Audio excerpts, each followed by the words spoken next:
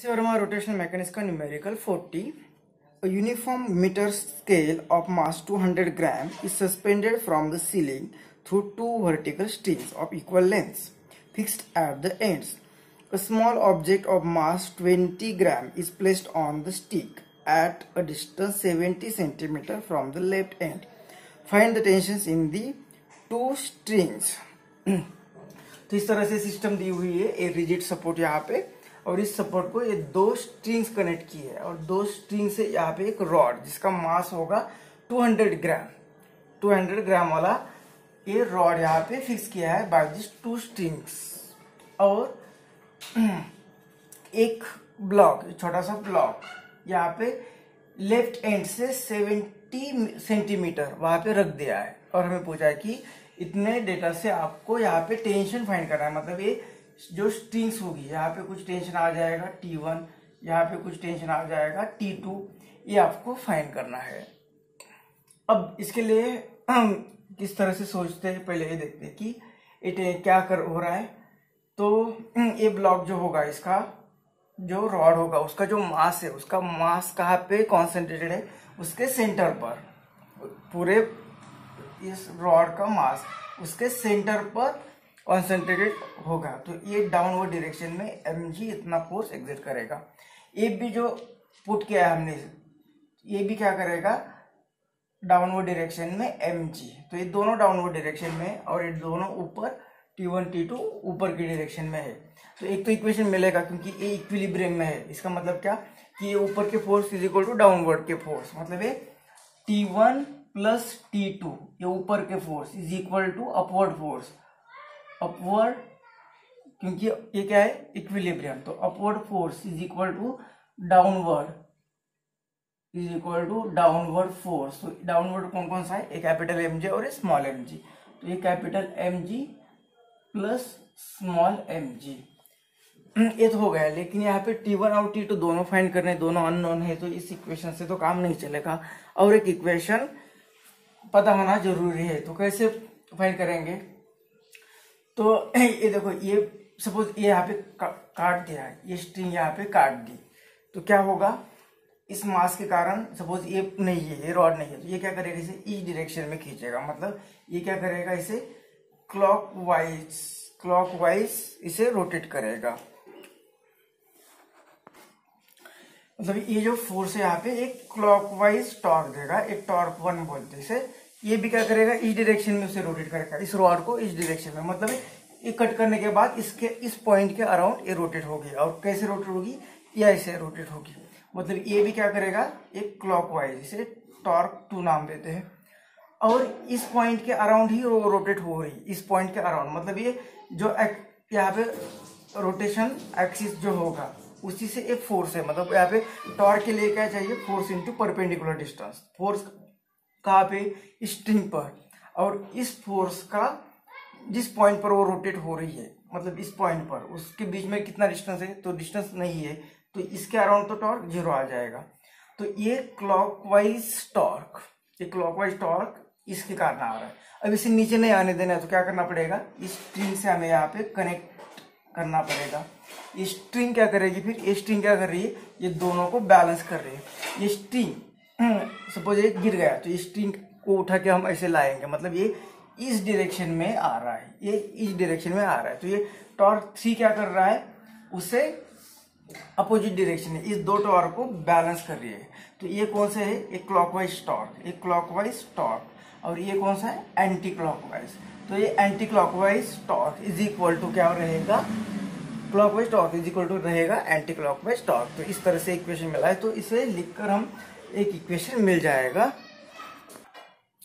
और तो ये अबाउट ओ, इस पॉइंट के अराउंड ये इस डायरेक्शन में रोटेट हो रहा है, या ये T2 से बैलेंस कर रहा है, इस पॉइंट के अराउंड वो रोटेट हो रहा है।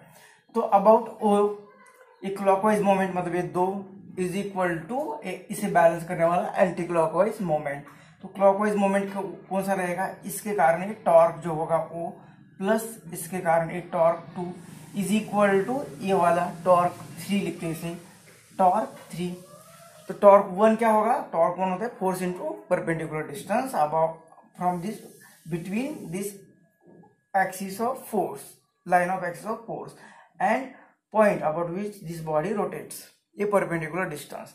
तो ये T1 मतलब ये कितना आएगा, a m capital M g, ये फोर्स इंटू डिस्टेंस, डिस्टेंस कितना है यहाँ से यहाँ तक का डिस्टेंस। तो ये सेंटर, क्योंकि इस बॉडी का मास कहाँ पे कॉन्सेंट्रेट होगा, सेंटर पर, मतलब ये डिस्टेंस ये कितना होगा 50 सेंटीमीटर। तो ये होगा 50 सेंटीमीटर, इसका मीटर में कन्वर्ट कर देते, प्लस ये स्मॉल एम जी, ये होगा स्मॉल एम जी, वो कितना होगा small m g is equal into ये डिस्टेंस, ये डिस्टेंस कितना है क्वेश्चन में दिया है कि वो 70 सेंटीमीटर पर रखा हुआ उसे, तो 70 into 10⁻⁻² is equal to a torque T3 या इस डायरेक्शन वाला। तो ये T2 ये फोर्स कितना है T2 और इंटू ये डिस्टेंस, इस पॉइंट ए रोटेशन का पॉइंट और ये परपेंडिकुलर डिस्टेंस कितना है, तो ये लेफ्ट इन की स्ट्रिंग राइट इन की स्ट्रिंग, तो दोनों की डिस्टेंस होगा 100 सेंटीमीटर, 100 सेंटीमीटर मतलब 10⁻²। अब यहाँ पे क्या करते 10⁻² हर जगह पे गायब करते, तो ये इक्वेशन क्या आएगा, ये 50 और ये एम कितना दिया है हमें, एम दिया है 200 ग्राम, तो इसका केजी में करेंगे तो 0.2 इंटू जी की वैल्यू 10 लिखेंगे या 9.8 लिखेंगे, पहले जी रख देते, प्लस ये हुआ m g into 50 plus a m small m कितना दिया हुआ है, स्मॉल एम हमें दिया है 20 ग्राम, तो स्मॉल एम आएगा 20 ग्राम, उसका कन्वर्ट करना है केजी में, मतलब 1000 से डिवाइड करना है, तो 20 को 1000 से डिवाइड करना मतलब 3 डेसिमल, तो ये 1 2 और एक 0 देके 3 इतना केजी, और ये जी मतलब A into G is equal to और इंटू 70 इज इक्वल टू यहाँ पे आ रहा है 100 into T2, 100 T2 is equal to 100 T2।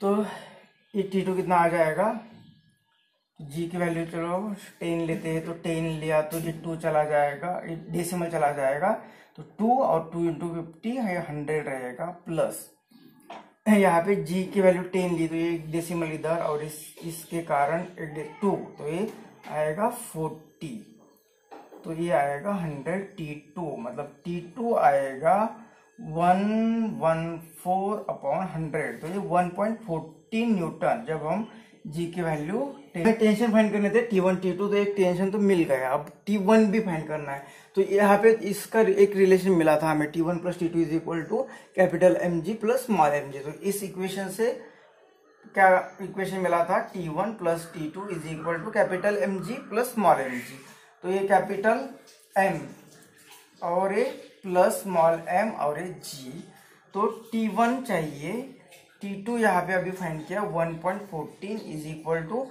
ये कैपिटल M था 200 ग्राम मतलब 0.2 kg प्लस स्मॉल m है 20 ग्राम मतलब 0.02 और इंटू जी मतलब इंटू 10, तो इससे क्या होगा कि इसके addition T1 is equal to plus 1.14 is equal to, इनकी एडिशन कितनी आएगी 0.22 इंटू 10, तो 10 से ये डेसिमल इधर आएगा और ये 1.14 इधर माइनस होगा, minus 1.14, T1 is equal to, तो T1 इज इक्वल टू इसमें से इसे सब्ट्रैक्शन करेंगे तो ये 6 और ये 1, तो ये 2, ये 0 और ये 1, इतना न्यूटन T1 आ रहा है, ये 6 4 जा